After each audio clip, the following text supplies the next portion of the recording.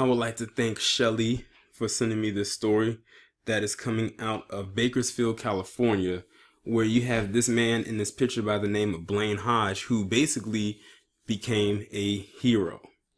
So basically what happened was Blaine Hodge was inside of, and I know some of y'all gonna get upset when you hear this, he was inside of a Starbucks. Now I know that we are not supposed to be going inside of Starbucks and everything like that and what have you.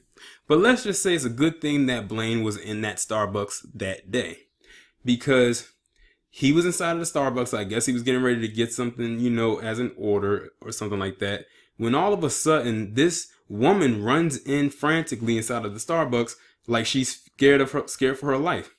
Behind her is her machete wielding maniac of a boyfriend chasing her, trying to attack her, probably even kill her.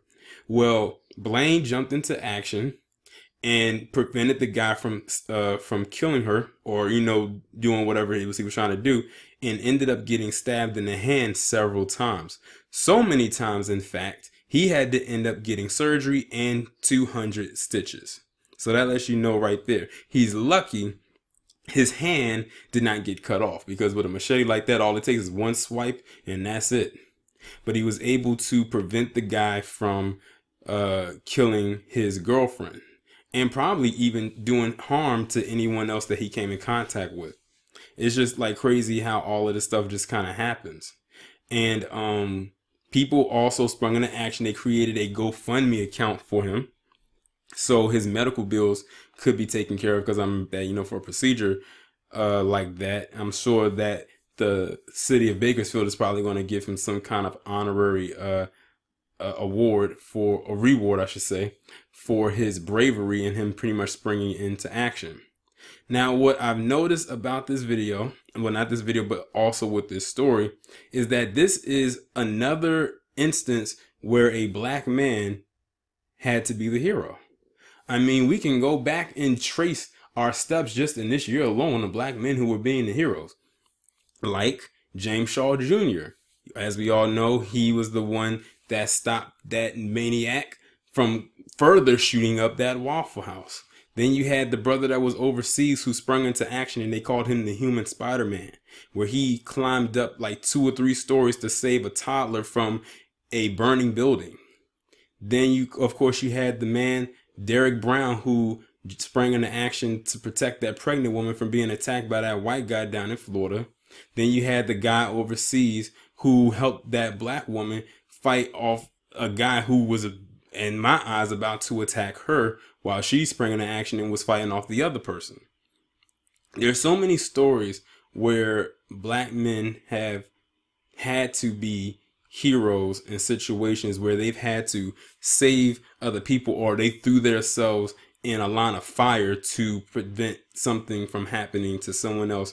And in all these instances, these were happening with people that they did not know. Well, I'm not so sure about the one overseas. I don't know if they knew each other or not, but I know in other cases, these were complete strangers. They didn't know them. They just saw that they needed help, and they did what they had to do without hesitation. It's just unfortunate that mainstream media does not talk about these types of stories. But I have to not only applaud myself, but I also applaud my subscribers for sending me stories such as these, so I could bring them to you, because as we all know, mainstream media is not going to touch any of these stories with a 10-foot pole. So I have to give a shout out to Blaine Hodge, for being a hero. I mean, he saved this woman's life, and he doesn't know her from a can of paint. I mean, I'm sure he knows her now. But the guy who did try to attack her, his name is Robert Rivas, I think that's his name, and he has been charged with attempted murder and aggravated assault. So I'm almost certain that he's probably going to face jail time. I'm almost certain of it. I don't think he's going to walk away from that. Like, you don't just run down chasing people with a machete and then stab someone in the hand several times in trying to do bodily harm to him. As a matter of fact, here's a picture of him laying right here. Hold on, I'm sorry about that.